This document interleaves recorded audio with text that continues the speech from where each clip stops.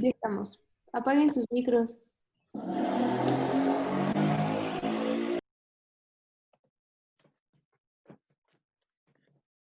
¿Listo? Bueno, y bueno, finalmente, a nivel de lo que es la hipercalcemia, ya una vez distinguimos si es dependiente o no de PTH, lo que nos recomienda el algoritmo es medir el aclaramiento del calcio y creatinina. Si este es tiene un aclaramiento mayor a 0.03 o una secreción de calcio o una excreción de calcio por vía renal mayor a 200 miligramos por día, entonces estamos viendo que hay mucho calcio, entonces pensamos en un hiperparatiroidismo primario. Si en cambio se está excretando menos de 100 miligramos al día o un aclaramiento menor a 0.02, podemos pensar en la enfermedad que es la hipercalcemia hipocalciúrica familiar. Y pues hace estudio genético. Si se descarta, pues entonces entraría dentro de un hiperparatiroidismo primario. Y bueno, entonces la continuación. A esta paciente se le midió la hormona paratiroidea y nos dio un nivel de 1225. Entonces, de acuerdo a la sospecha que nosotros tenemos de la patología de base, ¿cuál sería nuestro tratamiento de elección?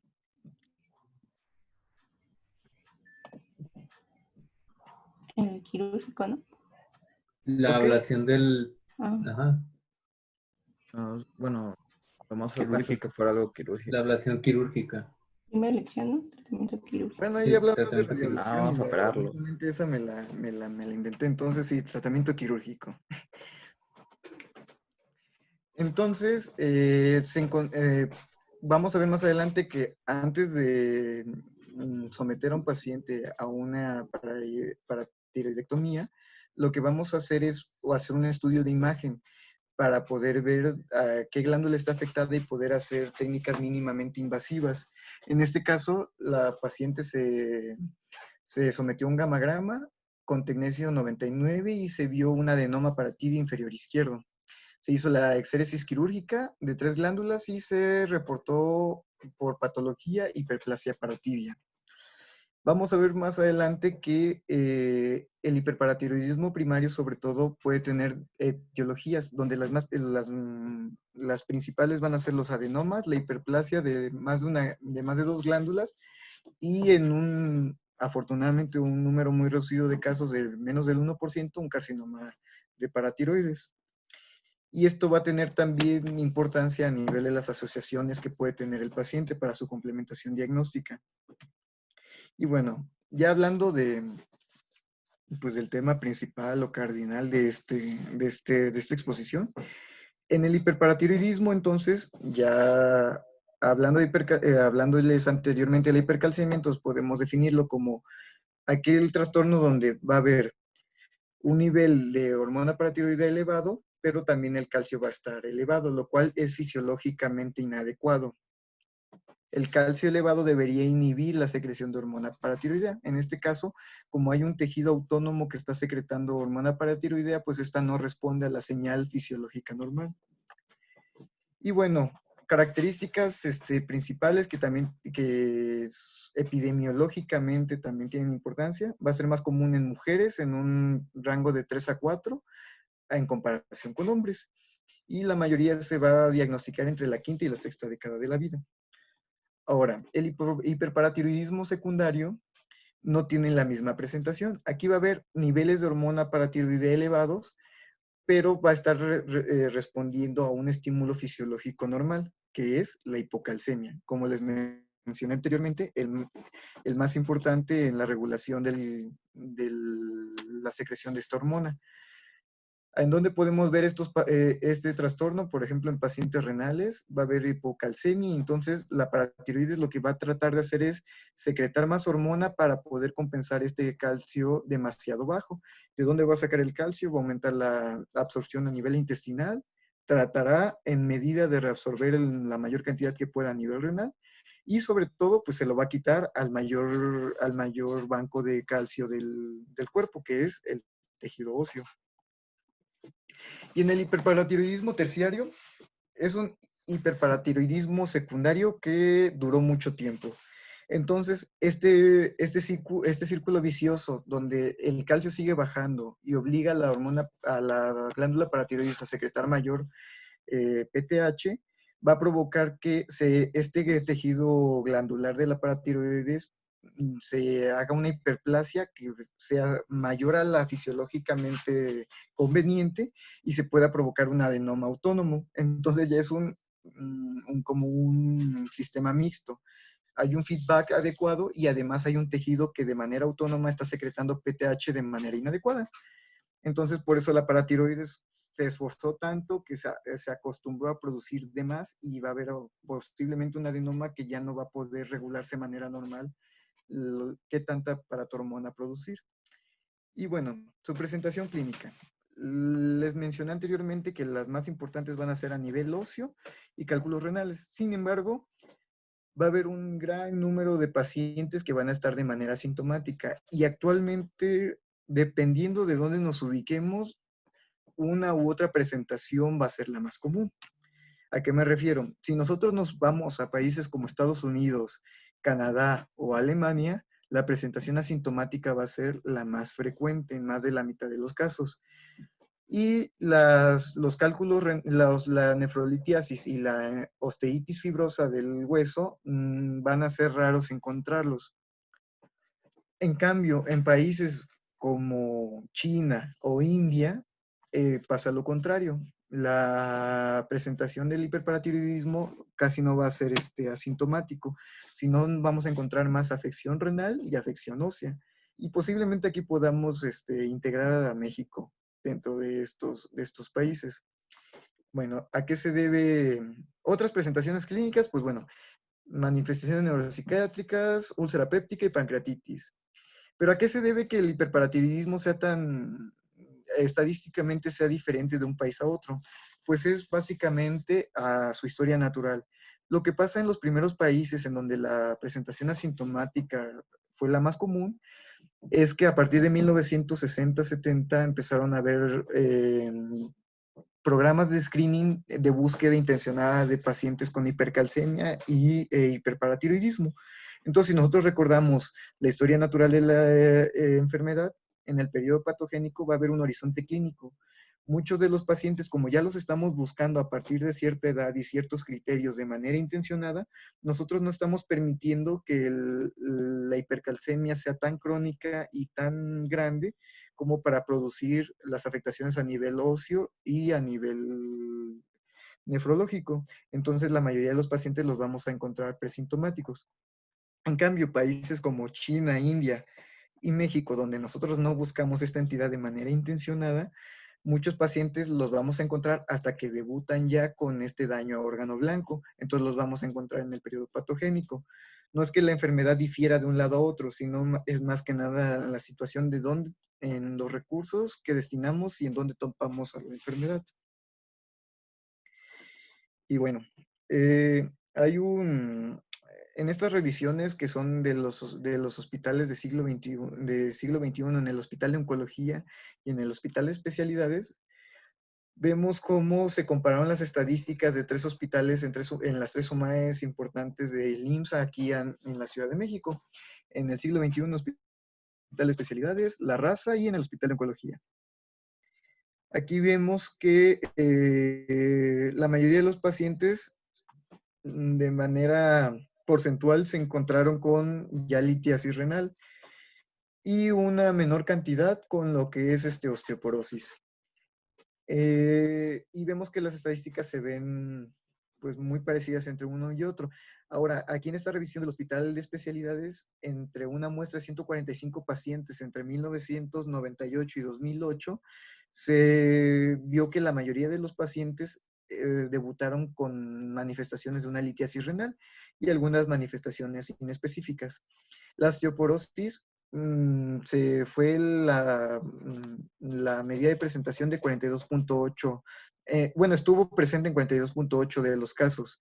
En cambio, en los países donde se hace búsqueda sistemática de hiperparatiroidismo, solamente el 20% van a tener litiasis renal y un número menor van a tener osteoporosis por la secreción inadecuada de PTH.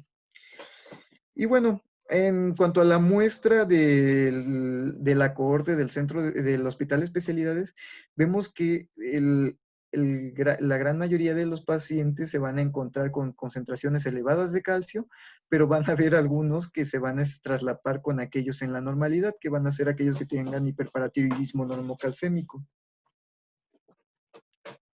Y bueno, otra vez lo que les mencionaba. Y bueno, entonces también en esta misma cohorte, esta cohorte la utilizo mucho porque es la más cercana a nuestra población. Y bueno, en un año será nuestra población de estudio o de trabajo. Aquí vemos cómo las concentraciones de calcio pudieron ser tan menores como 9 en algunos pacientes, hasta tan altas como 16.9, que si recordamos arriba de 14 incluso ya ameritan un manejo en agudo.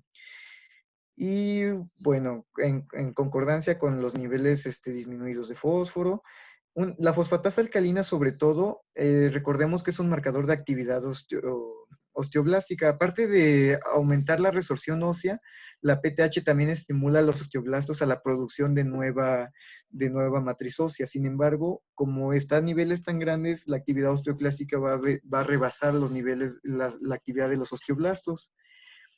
Entonces, la fosfatasa alcalina también tiene una cualidad pronóstica.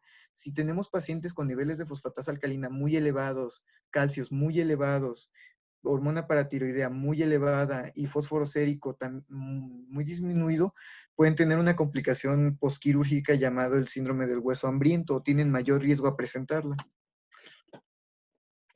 Y bueno, en la enfermedad ósea, esto se le denomina también presentación clásica, que se denomina osteitis fibrosa quística. Como hay un aumento de la resorción, aquí vemos, por ejemplo, en este hueso de la mano, que podemos ver cómo las corticales se ven disminuidas, hay aumento del hueso trabecular, se puede ver incluso una figura en la cortical interna que algunos describen como en dientes de sierra, y es un hueso que es funcionalmente inadecuado. Como se empieza, bueno, y básicamente el mecanismo. Si nosotros vemos en cortes ya revisados, vemos como en el lado derecho tenemos un paciente con una estructura ósea normal, vemos un grosor, pues un determinado grosor de la cortical y del hueso trabecular.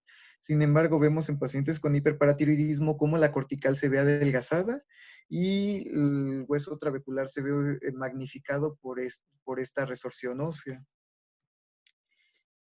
Otras cuestiones que también son relevantes es, como vamos a tener sobreactividad de los osteoclastos, se forman algunos que se llaman osteoclastomas o tumores pardos, que van a tener ubicaciones específicas. Los más comunes son a nivel mandibular. Regresando a estos dos estudios que mencioné anteriormente, en el Hospital de Oncología, hubo cierto número de pacientes que también tuvieron algunos tumores pardos u osteoclastomas a nivel mandibular y a nivel maxilar superior, como vemos en esta tomografía. Las ubicaciones más frecuentes pues, van a ser a nivel de mandíbula, huesos largos y de costilla. Y bueno, otra cuestión es, como este hueso está desmineralizado y está sustituido por tejido fibroso, también es un hueso más frágil. Como veremos en la clase de osteoporosis, si tenemos un T-score menor de -1 a 2.5, nos clasifican como osteopenia, y menor de 2.5 como osteoporosis. Entonces, estos pacientes van a tener mayor posibilidad de tener una fractura patológica, sobre todo a nivel de los fémures y de la cadera y de lo que es las vértebras. Aquí vemos dentro de esta misma corte cómo hubo pacientes que sí tuvieron fracturas patológicas a nivel de lo que es el fémur. Otra presentación radiológica que también es menos frecuente de ver es el denominado cráneo en sal y pimienta. Como hay pérdida de la definición de las corticales externa e interna en huesos del cráneo, podemos ver cómo hay zonas de radiolucidez con zonas de radiopacidad, que son como pues parcheados, por eso se le denomina en sal y pimienta. Y bueno, otros cambios radiográficos pues van a estar sobre todo definidos por lo que es la destrucción del hueso y su sustitución por tejido pues, no funcional. Las manifestaciones renales, sobre todo la nefrolitiasis, que va a ser incluso valorable en algunas proyecciones radiográficas de abdomen, como podemos ver aquí, a nivel ureteral y a nivel de lo que es la pelvis renal. Y bueno, como le dije, las etiologías del hiperparatiroidismo van a ser por tejido autónomo parotidio que no va a responder a los estímulos fisiológicos normales, donde la gran del 80 al 90% va a ser por un adenoma parotidio benigno solitario en una sola glándula. Una menor cantidad va a ser por hiperplasia de 2 o más glándulas, hablando más raro de incluso las 4 glándulas, y afortunadamente un menor número por carcinoma parotidio. Estos pacientes que puedan caer en la hiperplasia de múltiples glándulas parotidias van a tener una asociación sobre todo con las neoplasias endocrinas múltiples. Es por eso que su hallazgo transoperatorio o patológico nos puede obligar incluso a ampliar el estudio de este paciente para ver si no hay neoplasias a otro nivel. Como recordamos, una de las presentaciones incluso atípicas es la enfermedad ulcerosa péptica o úlceras gástricas. Estas van a estar muy relacionadas a otros tumores que se van a encontrar en las neoplasias endocrinas múltiples, como el gastrinoma. Entonces, no es realmente como tal, bueno, se puede pensar que no es realmente como una consecuencia de la secreción de PTH, sino como una asociación de comorbilidades de este padecimiento con otros tumores. Y bueno, ¿qué hay de México? En la cohorte del Hospital de Especialidad del siglo XXI vemos cómo los porcentajes difieren un poquito, pero sigue siendo la lógica anterior. La principal causa es el adenoma, seguido por la hiperplasia y finalmente unos pocos van a ser carcinomas. Y incluso algunos van a tener ubicaciones ectópicas. Estas ubicaciones ectópicas obligan que incluso la elección del método de imagen que se va a utilizar para la evaluación del paciente cambie. Y bueno, la fisiopatología, creo que ya la expliqué mucho, sobre todo en fisiología del calcio, entonces no me voy a detener aquí. Y en los genes de riesgo, va a haber, muchas veces nos obliga al estudio genético de los pacientes. Como les dije, hay mucha asociación con las neoplasias endocrinas múltiples, en donde el hiperparatiroidismo primario es un componente pues, elemental de estas. Incluso en el 95% de los casos, por ejemplo, de MEN1, y como le dije, una asociación con un tumor de islotes pancreáticos, que posiblemente sea la explicación de por qué debutan junto con enfermedad ulcerosa péptica. Y bueno, recordando el algoritmo de evaluación de la hipercalcemia, entonces nosotros nos estamos ubicando con hipercalcemia, niveles aumentados de PTH, y entonces vamos a ver si el calcio urinario y su aclaramiento es elevado para poder caer en el diagnóstico de un hiperparatiroidismo primario. Otros diagnósticos diferenciales, principalmente como vemos en el algoritmo, es la hipercalcemia hipocalciúrica familiar, el hiperparatiroidismo secundario, el terciario y el normocalcémico. Aquí, como recordamos, el secundario, su principal diferenciación es que aquí hay una respuesta fisiológica adecuada de la PTH. Entonces, la PTH va a estar elevada, pero el calcio va a estar bajo. Y para diferenciar el terciario, donde ya hay una combinación de una respuesta fisiológica adecuada con un tejido autónomo que se creó por este ciclo vicioso por tiempo prolongado, vamos a ver que lo que los distingue principalmente va a ser que la excreción urinaria de calcio en 24 horas se va a ver disminuida. En cambio, en el hiperparatiroidismo primario va a estar elevada. Y bueno, ya para puntualizar el tratamiento, es distinto. Los síntomas de la hipercalcemia, su gravedad y su velocidad de instauración va a depender mucho del nivel de calcio que tengamos en sangre y de la velocidad con la que este aumente. Entonces, vemos que arriba de 14 milimoles por litro, perdón, ya podemos estar hablando de una crisis hipercalcémica que por definición necesita de tratamiento urgente. La piedra angular de este tratamiento urgente va a ser la hidratación. para forzar la uresis, para que este calcio se vaya por vía renal, para que el calcio se diluya dentro del torrente sanguíneo y sus efectos metabólicos sean atenuados. Un punto controversial es que podemos utilizar diuréticos de asa. ¿Alguien me podría decir por qué el diurético de asa puede servir para aumentar la excreción de calcio a nivel renal?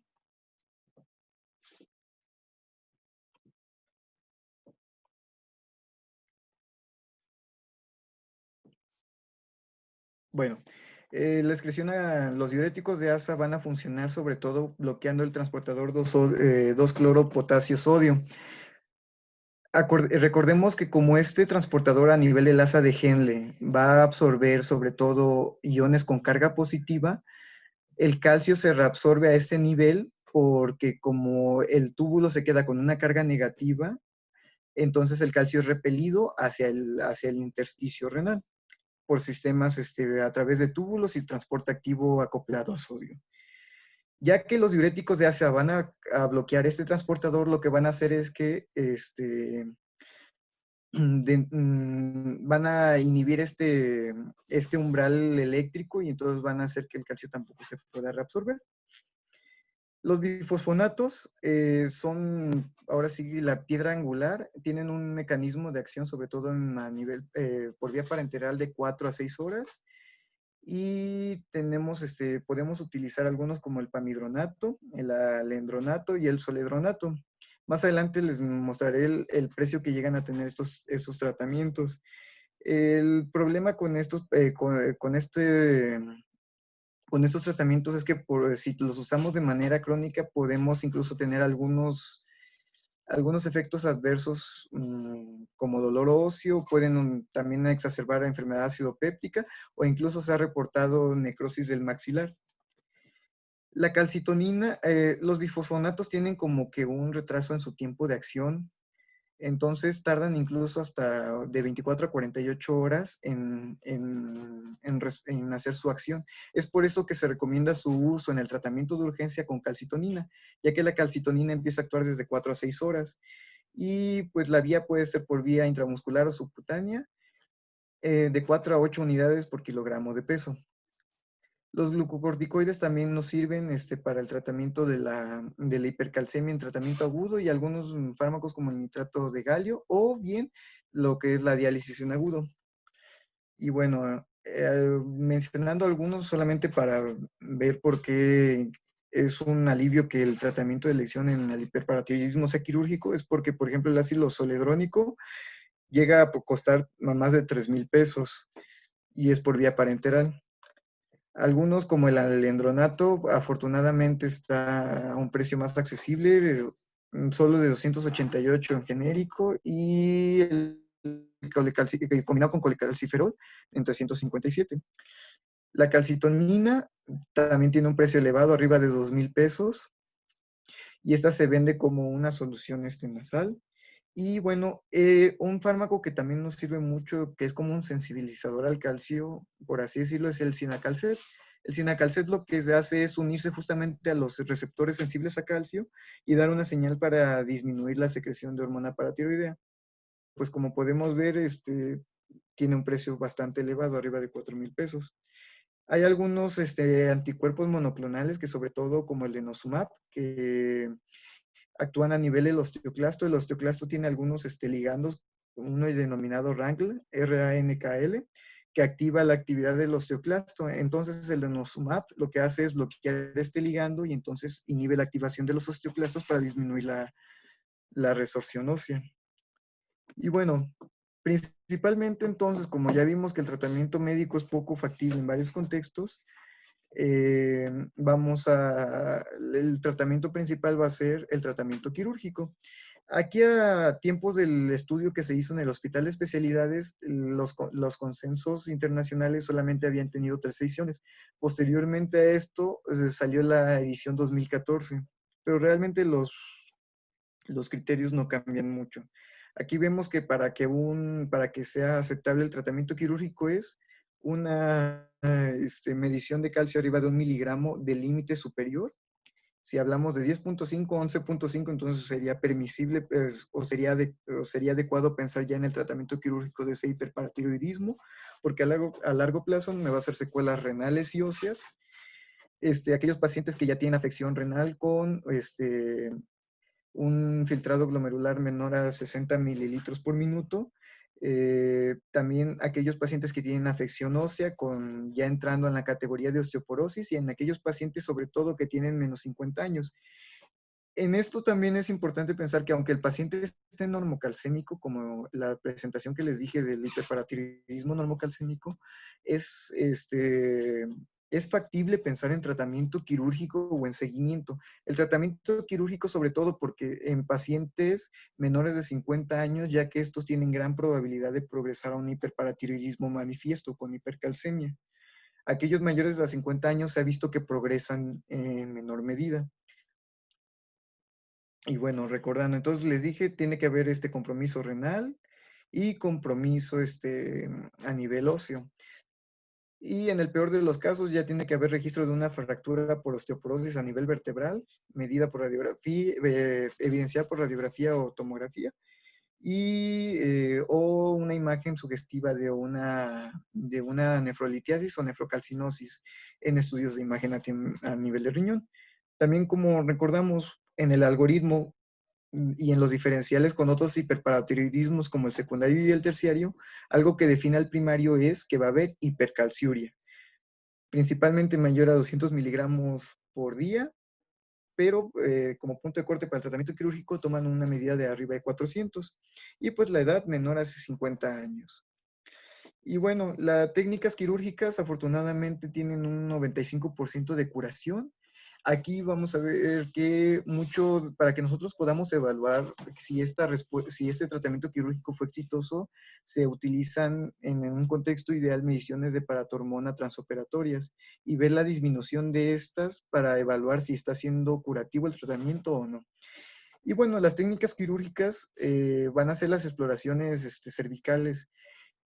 Para esto nosotros nos tenemos que apoyar de métodos de imagen, ya que si nosotros vemos una lesión única por métodos de imagen, podemos hacer una cirugía mínimamente invasiva, bueno, nosotros no, el cirujano, unilateral del cuello, o si vemos afección de más de una glándula, una exploración bilateral del cuello. Entonces, cuando hablamos de tejido parotidio eutópico, las que más nos pueden ayudar son la ultrasonografía, la gammagrafía y la tomografía con emisión de fotón único. La tomografía y la resonancia magnética se menciona que tienen mayor utilidad cuando nosotros hablamos de tejido parotidio ectópico. Y bueno, aquí podemos ver que sus valores predictivos positivos pues son muy buenos en cualquiera de los estudios. Posiblemente los estudios nucleares tienen un poquito de desventaja a nivel de la sensibilidad, pero pues son recursos que podemos utilizar. Y en el caso que les presenté, la paciente se sometió a un gamagrama con tecnesio 99. Aquí podemos ver en una tomografía cómo se puede ver el nódulo a nivel de una de las glándulas paratiroides. Y aquí está el estudio nuclear con gammagrafía, en donde se ve el tejido hiperfuncionante a nivel parotidio. Y bueno, las complicaciones de la cirugía. Yo no sé por qué en el cohorte pusieron curación como una complicación, pero bueno, un resultado que es adecuado y que es concordante con lo que es la bibliografía a nivel internacional, de una tasa de 95 o más porcentaje de efectividad. Muchas veces puede persistir el hiperparatiroidismo, pero esto se ve en menos del 5%. Otras complicaciones, una de las más comunes es el hipoparatiroidismo transitorio, que es posiblemente la más común, en donde simplemente se trata con suplementos de calcio y vitamina D. El hipoparatiroidismo permanente, que se ve en 1 de cada 10 pacientes sometidos a intervención quirúrgica.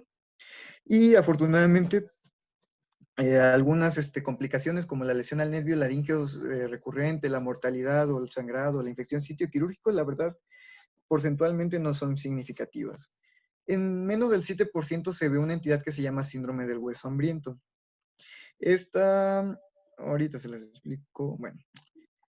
Como les dije, ¿cómo podemos evaluar que la intervención quirúrgica fue adecuada? Nosotros tenemos que hacer mediciones transoperatorias de hormona paratiroidea y si la concentración de esta disminuye por lo menos en un 50%, se considera éxito quirúrgico de la intervención del hiperparatiroidismo.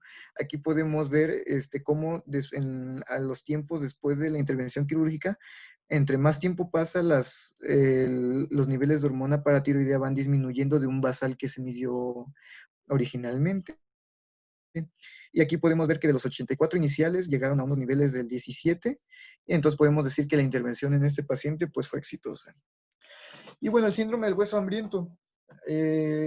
Recordamos que entonces la hormona paratiroidea en estos pacientes con hiperparatiroidismo va a estar aumentada y va a hacer que le quite al hueso todas sus reservas de minerales. Entonces, nosotros el calcio que tenemos en la sangre, pues va a ser sacado sobre todo de la reserva ósea. Entonces, como nosotros de manera quirúrgica cortamos este estímulo de la hormona paratiroidea de golpe, este hueso que fue deprivado por un tiempo determinado del calcio, va a pedir de alguna manera el reembolso de aquel calcio que le quitaron. Entonces va a reabsorber todo el calcio y junto con él fósforo y magnesio. Por lo tanto, este síndrome del hueso hambriento se va a caracterizar por hipocalcemia, hipomagnesemia e hipofosfatemia. Y es afortunadamente, una complicación pues vista en menos del 7% de los casos. Como le dije, predictores de que este hueso puede convertirse en un hueso hambriento posterior a la hiperparatiroidectomía es niveles de calcio muy elevados, niveles de fosfatasa alcalina elevados, o también de hormona paratiroidea y niveles de fósforo. Y bueno, una vez ya el paciente se sometió al proceso quirúrgico, nosotros tenemos que hacer el seguimiento para ver si no quedó en un hipoparatiroidismo permanente secundario a la intervención. Entonces, pues sugieren el seguimiento anual e incluso en algunas fuentes el seguimiento durante el primer año cada 3 meses, después cada 6 y después anual. Y se tienen que hacer pruebas para ver los órganos blancos que a nosotros nos interesan, que es a nivel óseo, la densitometría 1 a 2 años, también pruebas de función renal por imagen, también cada año, y pues el aclaramiento de creatinina y de calcio urinario. Y pues bueno, el tratamiento médico pues solamente se va a reservar, ya les dije las menciones anteriores de los tratamientos farmacológicos, aquellos pacientes que no puedan ser sometidos a un tratamiento quirúrgico, que no sean candidatos por el riesgo quirúrgico que se les puede dar o simplemente no es de su agrado el tratamiento, pues hay que recordar la hidratación oral libre, tener dieta rica en sales, restringir el consumo de fosfato de 800 a 1000 miligramos por día, un consumo de calcio de 1000 a 1200, actividad física regular, sobre todo para aumentar la masa ósea. En las mujeres posmenopáusicas, pues se ven beneficiadas con la sustitución de estrógenos o algunos tratamientos como el raloxifeno y algunos otros, pero que ya vimos anteriormente que posiblemente pueden escapar del bolsillo de la mayoría de las personas, como son glucocorticoides, bifosfonato, sinacalcet y denosumab. Los glucocorticoides sobre todo van a tener mayor beneficio en la hipercalcemia que no sea secundaria hiperparatiroidismo. Y sería todo.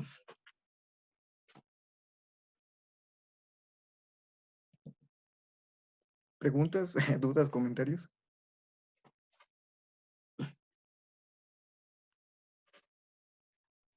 Gracias.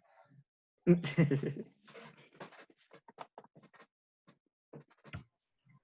les interesa Raúl, saber qué pasó con la paciente? Esa paciente estuvo en el hospital, es una paciente de troncoso que, de hecho, Santi la presentó el año pasado justo en el Congreso de Medicina Interna. Y ese caso estaba padre, porque así como ustedes vieron y como ya lo mencionó Raúl, pues esta señora llegó por una sepsis con un foco urinario probablemente. Bueno, realmente las manifestaciones que tuvo fueron la litiasis renal, ¿no? Que además como era diabética, pues le condicionó la infección. Si quieres, dejamos de compartir la pantalla Ah, sí. para que podamos vernos. Ujú. Gracias. Y entonces, pues ella, de hecho, como llegó por la litiasis renal, pues ella ni siquiera llegó a medicina interna, llegó a cirugía. Estaba ahí hospitalizada con los cirujanos y de pronto, los cirujanos vieron que hizo lesión renal y yo creo que la hizo por muchas cosas, entre el hiperpara, la sepsis, etcétera, y le pusieron un TENCOF.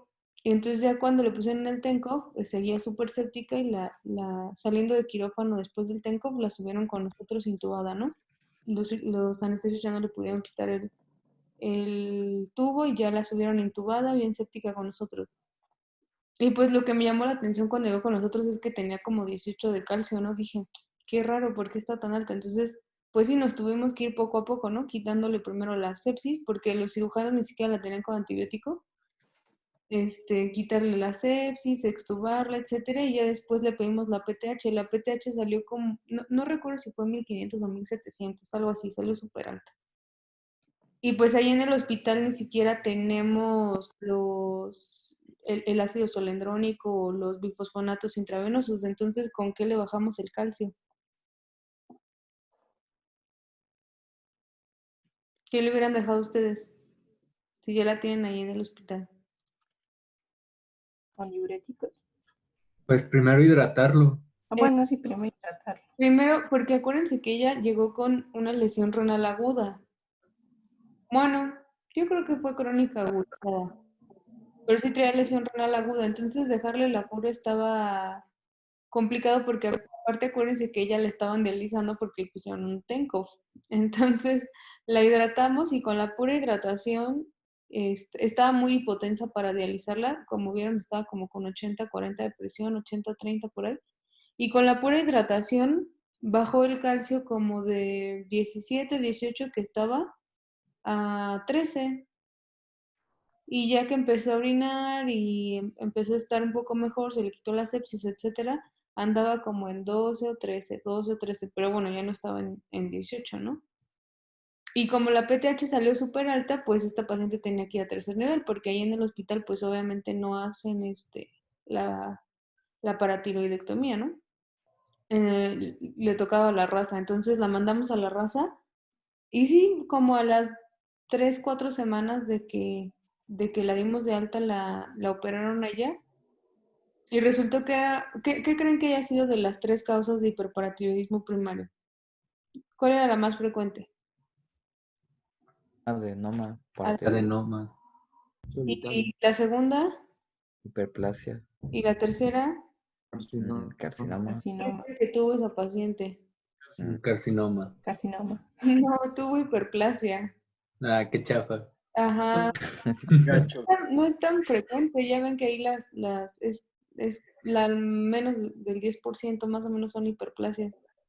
Y pues le quitaron, ya ven como los cirujanos dicen que ellos sienten, le quitaron 3 y la otra se la pusieron subcutánea en el brazo. Ujú. Entonces, está muy chistosa esa señora, ahorita por el COVID no ha ido, pero ella es de las que va a que le pongan eritro todos los miércoles, entonces siempre anda ahí en el hospital. Algún día se las voy a enseñar, se llama Rubelia. De hecho, yo creo que cuando estaba conmigo Lalo y también cuando han estado, luego me pide medicamentos porque ella quedó con dolor óseo. Le duelen luego sus huesitos y yo le doy ahí tramador. Pero finalmente, después de todo el caos, le quitamos el TENCOF porque recuperó la función renal. Su creatinina anda como en 1.6, 1.8, pero pues no requiere el TENCOF. Solo se dializó en agudo cuando estuvo séptica y después ya no lo necesitó, ¿no? Y está padre porque justo es un caso de el tema que vimos hoy, ¿no? Ujú. Y bueno, ya les conté la historia en que acabó y la señora está bien. Su calcio regresó a la normalidad. La PTH de estar casi en 1600, 1700 después de la cirugía bajó. Ya está normal. El calcio también. Y pues lo único que le quedó es el dolor óseo. Y actualmente ella sí quedó con hipopara. Ah, y una cosa. Ella hizo síndrome del hueso hambriento en el posoperatorio, que tampoco es frecuente que lo hagan, ella lo hizo y ella sí quedó con hipopara y pues toma calcio. Mañana